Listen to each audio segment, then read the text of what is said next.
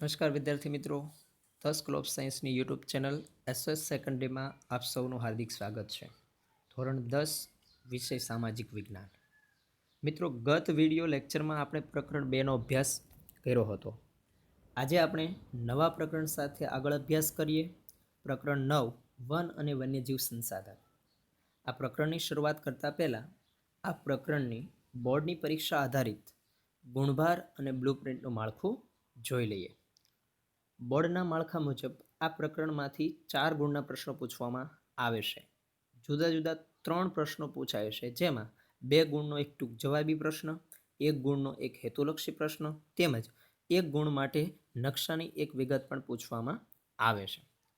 હવે પ્રસ્તાવના સાથે આ પાઠની શરૂઆત કરીએ.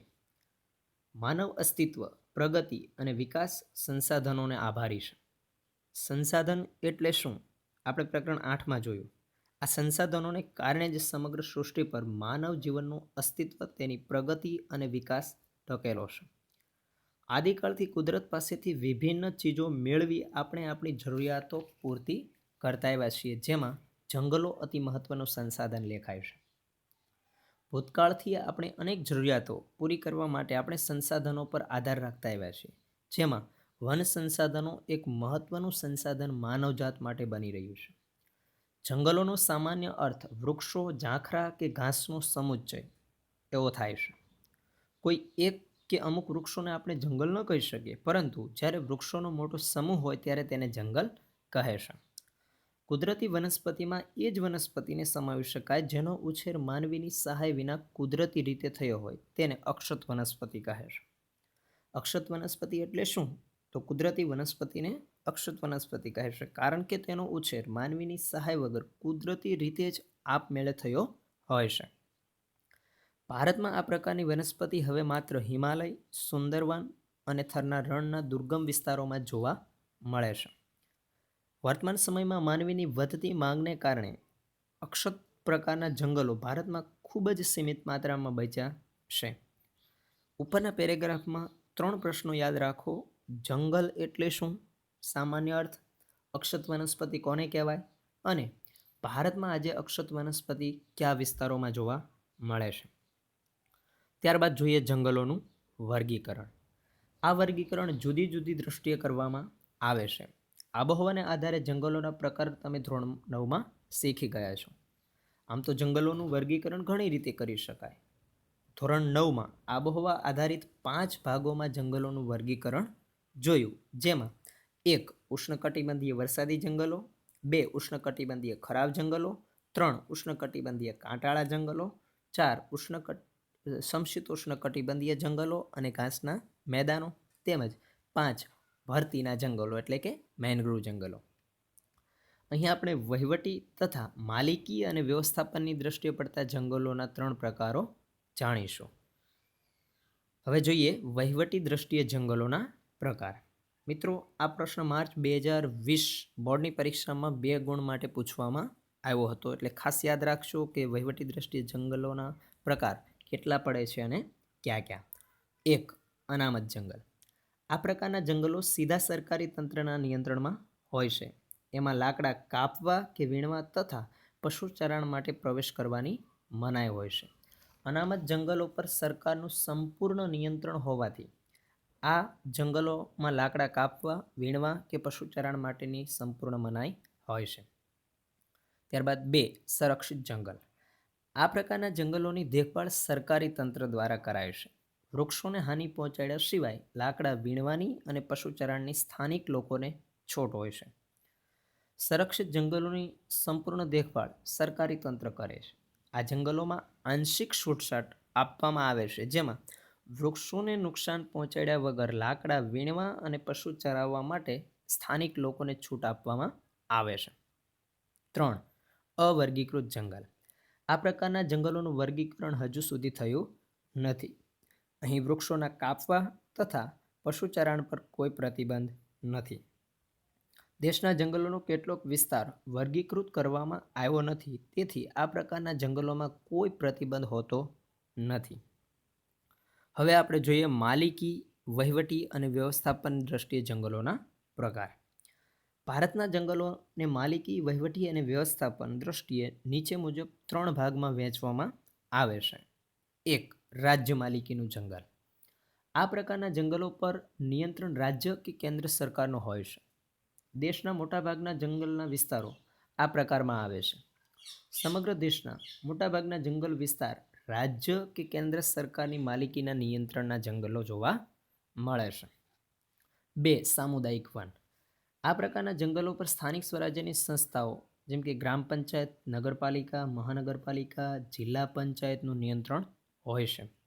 સામુદાયિક જંગલો પર ગ્રામ્ય અને શહેરી સ્થાનિક સ્વરાજ્યની સંસ્થાઓનું નિયંત્રણ જોવા મળે છે. ત્યારબાદ ત્રીજો પ્રકાર ખાનગી જંગલ. આ પ્રકારનું જંગલ વ્યક્તિગત માલિકીનું હોય છે. આ જંગલના નામ પરથી જ ખ્યાલ આવે છે કે ખાનગી એટલે વ્યક્તિગત માલિકી હોય છે. ઓડિશા, મેઘાલય, પંજાબ અને હિમાચલ પ્રદેશમાં આ પ્રકારનું જંગલ વિશેષ જોવા મળે છે. જોકે આ પ્રકારના ઘણા ખરા જંગલો ક્ષત વિક્ષત એટલે કે નુકસાન પહોંચેલ અવસ્થામાં તો કેટલાક ઉજ્જડ અવસ્થામાં આવી ગયા છે. ખાનગી જંગલો બહુ ઓછા પ્રમાણમાં જોવા મળે છે, જે આજે તેને ઘણું બધું નુકસાન પણ થયેલું જોવા મળી રહ્યું છે. ત્યારબાદ હવે નિર્વનીકરણ એટલે કે જંગલ વિનાશ. નિર્વનીકરણ એટલે જંગલોનું નષ્ટ થવું. અત્યંત ઊંચા દરે થતું નિર્વનીકરણ આપણા દેશની નહીં પણ સમગ્ર વિશ્વની સમસ્યા પૈકીની એક છે. મોટા પ્રમાણમાં જંગલોના થતા વિનાશને કારણે અનેક જોખમો ઊભા થાય છે. જંગલોનું ઘટતું પ્રમાણ એ માત્ર ભારતની જ સમસ્યા ન રહેતા આજે સમગ્ર વિશ્વની સમસ્યા બની ગઈ છે. માનવીની વિકાસ યાત્રાનું પરિણામ તેને ગણી શકાય. માનવી પોતાના ભલા કે હિત માટે મોટા પ્રમાણમાં વૃક્ષોનો વિનાશ કરે છે. આમ માનવીની વિકાસ યાત્રા પણ જંગલ વિનાશ માટેનું કારણ બને છે. જોકે કુદરતી રીતે પણ વૃક્ષો નાશ પામે છે, પણ વૃક્ષોનો નાશ તે માનવીના હસ્તક્ષેપથી થતા વિનાશની તુલનામાં નગણ્ય છે. દાવાનળ જેવી આપત્તિને કારણે કુદરતી રીતે જંગલોનો વિનાશ થાય છે, પરંતુ માનવ હસ્તક્ષેપ કે બેદરકારીને લીધે થતા વિનાશની તુલનાએ ઘણો ઓછો ગણી શકાય. ત્યારબાદ નિર્વનીકરણની અસરો. નિર્વનીકરણની અસરો વ્યાપક રીતે અનુભવાય છે. વાતાવરણમાં કાર્બન ડાયોક્સાઇડની માત્રા વધે છે. આપણે જાણીએ છીએ કે વૃક્ષો ઓક્સિજન આપે છે અને કાર્બન ડાયોક્સાઇડ ગ્રહણ કરે છે, પરંતુ વૃક્ષોની ઘટતી સંખ્યાને કારણે આ સમતુલા ખોરવાય છે અને કાર્બન ડાયોક્સાઇડ વાયુનું પ્રમાણ વધે છે. હરિતગૃહ પ્રભાવની ગ્રીનહાઉસ ઇફેક્ટ વધારે ઘેરી બને છે. વૃક્ષોનું આચ્છાદન દૂર થતાં માટીના ધોવાણથી ખેતીની ફળદ્રુપતાની સમસ્યા વધે છે. જંગલ વિનાશથી જમીનનું ધોવાણ થવાથી જમીનની ફળદ્રુપતામાં ઘટાડો થાય છે. દ્વીપકલ્પીય ભારતના જંગલોમાં મોટા પાયા પર થયેલ નિર્વનીકરણના કારણે જંગલ વિસ્તાર ઘટ્યો છે. વળી અનેક સજીવોએ પોતાના કુદરતી આવાસો ગુમાવ્યા. તેના પરિણામે વન્યજીવો ખોરાક અને પાણીની શોધમાં માનવ વસવાટના ક્ષેત્ર તરફ આવી ચડે છે. જંગલોનો વિનાશ થવાથી કેટલાક સજીવોએ પોતાનું કુદરતી નિવાસસ્થાન ગુમાવવું પડે છે અને આવા સમયે એ ઘણી વખત માનવ વસાહત સુધી પણ આવી ચડતા હોય છે. માંસાહારી વન્યજીવો દ્વારા જંગલની નજીકના ક્ષેત્રોમાં વસતા પશુપાલકોના પાલતુ પશુઓના મારણના બનાવો પણ વધી રહ્યા છે. કુદરતી આવાસો ગુમાવવાને કારણે વન્યજીવો ખોરાકની શોધમાં ઘણી વખત પાલતુ પશુઓને પોતાનું મારણ બનાવે છે, પોતાનો ખોરાક બનાવે છે. આમ પશુપાલકોને પોતાના પશુઓ ઘણી વખત વન્ય પશુઓ દ્વારા મારાતા જોવા મળે છે. ત્યારબાદ વન સંરક્ષણ અંગેના ઉપાયો. લાકડાના વિકલ્પે વાપરી શકાય તેવી સામગ્રી માટે સંશોધનો હાથ ધરવા, તેથી લાકડાનો વપરાશ ઘટતા વનો બચશે. લાકડાની જગ્યાએ અન્ય ઉપયોગ વિચારવા જોઈએ. લાકડાનો બળતણની જગ્યાએ બીજો કોઈ વિકલ્પ વિચારવો જોઈએ, જેથી જંગલોની ઘટતી સંખ્યા અટકાવી શકાય. જ્યાં જરૂરિયાત કે વિકાસ માટે નિર્માણ કાર્ય કરતા જે વૃક્ષો અનિવાર્યપણે કાપવા પડે તેની જગ્યાએ નવા એ જ પ્રજાતિના વૃક્ષો ઉગાડવા જોઈએ. અપરિપક્વ વૃક્ષો કાપવા પર સંપૂર્ણ પ્રતિબંધ મૂકવો જોઈએ. વૃક્ષો કાપવા ન જોઈએ, પરંતુ અનિવાર્યપણે વૃક્ષ કાપવાની ફરજ પડે ત્યારે તે જ જાતિના તેટલા નવા વૃક્ષો ઉગાડવા જોઈએ અને નાના કે અપરિપક્વ વૃક્ષો હોય તેના કાપવા પર સંપૂર્ણ નિષેધ મૂકવો જોઈએ. જે ઉદ્યોગો જંગલોમાંથી કાચો માલ મેળવે છે તેને ભવિષ્યની જરૂરિયાત સંદર્ભે વનીકરણ માટે ફરજ પાડવી જોઈએ.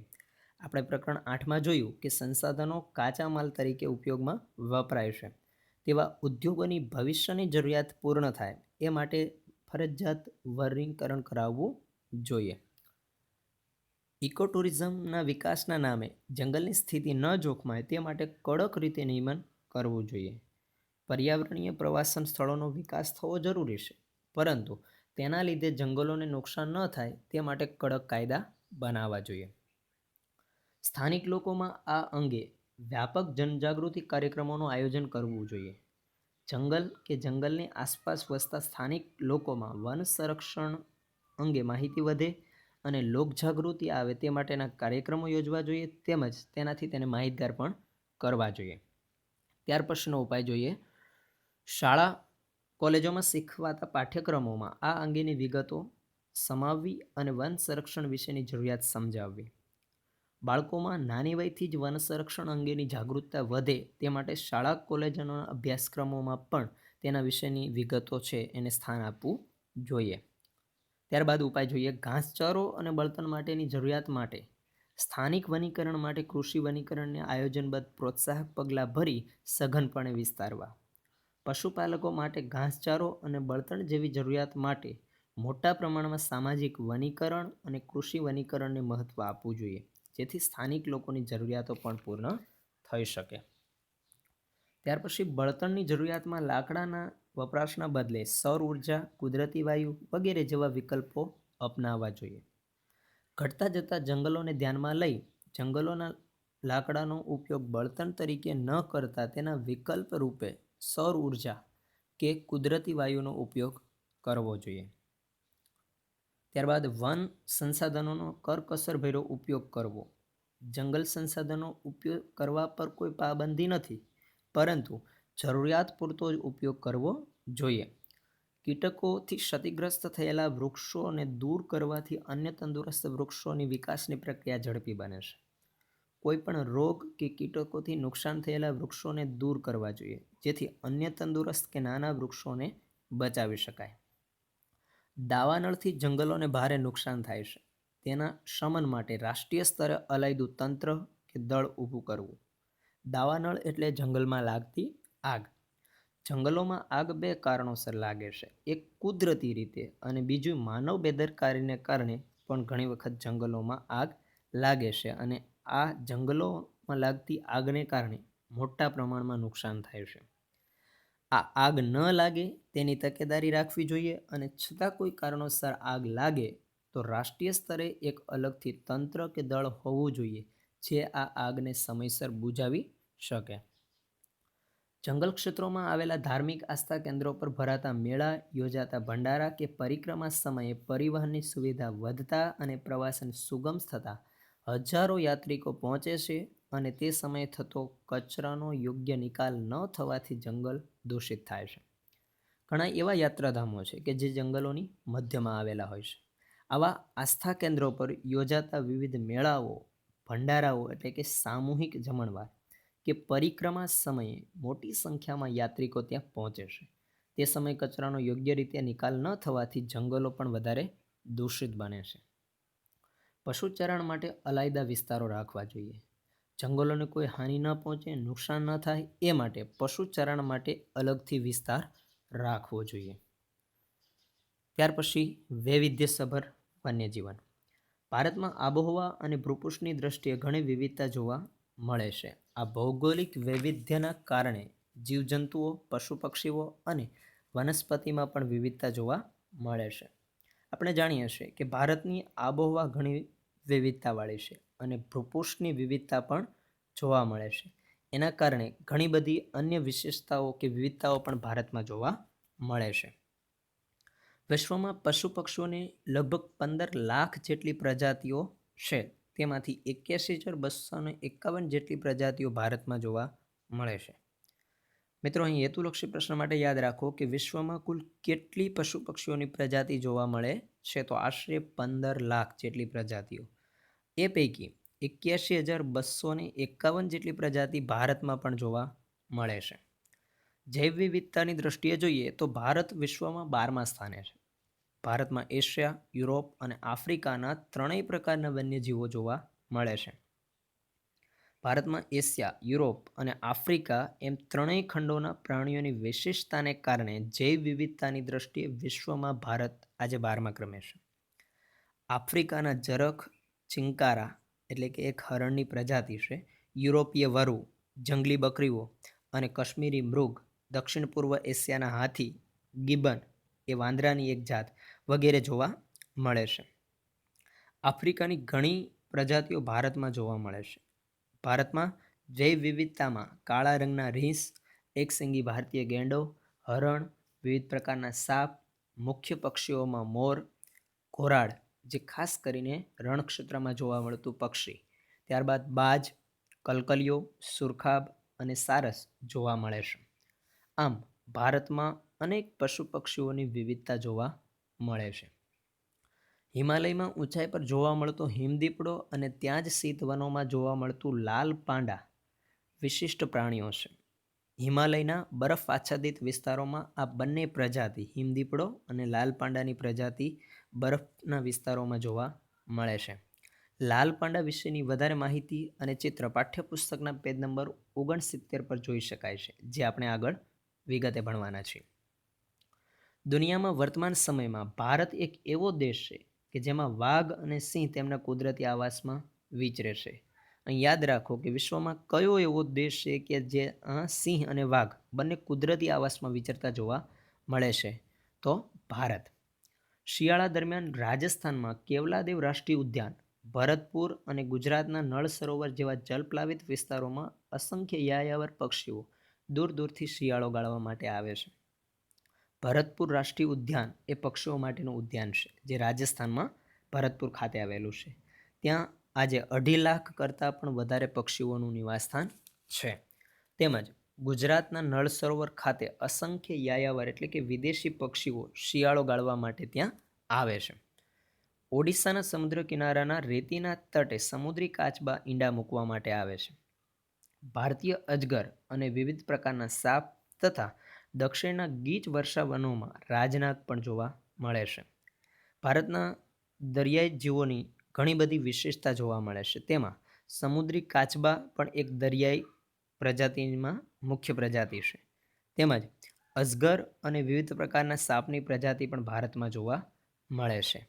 આમ ભારતમાં અનેક વૈવિધ્યસભર વન્યજીવનની પ્રજાતિઓ જોવા મળે છે. મિત્રો, આજનો લેક્ચર અહીં પૂર્ણ કરતા પહેલાં આજના ગૃહ કાર્યમાં અહીં આપવામાં આવતા પ્રશ્નો એક વખત લખી અને તૈયાર કરવાના રહેશે. તો મિત્રો, પ્રશ્નો નોંધી લેશો. પ્રશ્ન 1, જંગલોના પ્રકાર વિશે સવિસ્તર નોંધ લખો. પ્રશ્ન 2, નિર્વનીકરણ એટલે કે જંગલ વિનાશની અસરો જણાવો. પ્રશ્ન 3, વન સંરક્ષણ અંગેના ઉપાયો જણાવો. પ્રશ્ન 4, ભારતના જંગલોમાં વસવાટ કરતા પ્રાણીઓનું વૈવિધ્ય જણાવો.